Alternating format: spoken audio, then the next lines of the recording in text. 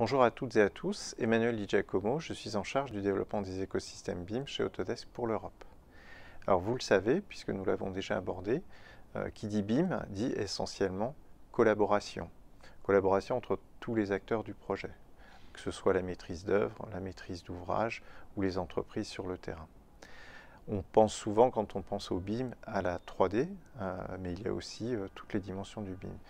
Si on parle de collaboration, il faut savoir que théoriquement, vous avez quatre niveaux de BIM.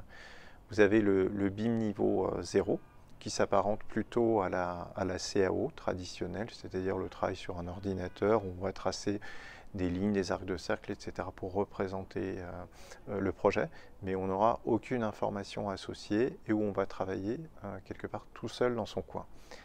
Vous avez ensuite le BIM niveau 1.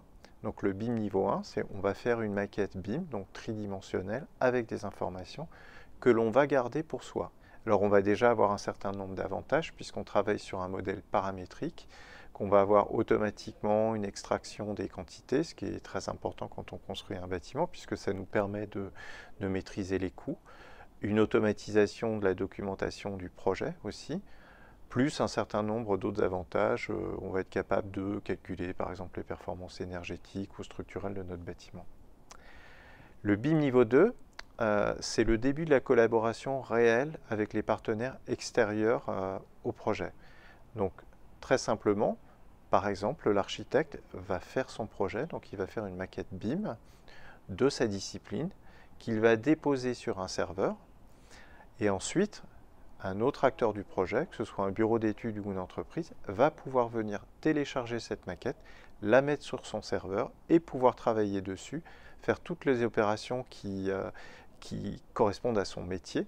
Il va être ensuite capable de repositionner cette maquette directement sur le serveur. Donc on n'a pas vraiment une collaboration temps réel entre tous les acteurs du projet, mais on a une collaboration qui est d'une certaine façon asynchrone. Alors bien entendu, quand on va travailler à son bureau, on va pouvoir travailler entre nous, etc. Mais c'est vis-à-vis de l'extérieur du projet qu'on n'est pas encore en mode collaboratif total. Enfin, le troisième niveau du BIM, ce qu'on appelle le BIM niveau 3, c'est le Saint Graal, que certains appellent effectivement le Saint Graal, où on va être capable de travailler sur une maquette tous ensemble en temps réel, une maquette qui va être positionnée sur un serveur, mais où là, tous les acteurs du projet vont se connecter en même temps sur cette maquette et travailler de manière collaborative en temps réel. Et là, on va bénéficier de tous les avantages du BIM et de la collaboration. On va être capable de détecter en temps réel s'il y a des erreurs de conception sur le projet, s'il y a des conflits entre les éléments, et on va être capable d'extraire n'importe quel type d'information, d'exécuter n'importe quel type d'opération, du type simulation, quelle qu'elle soit.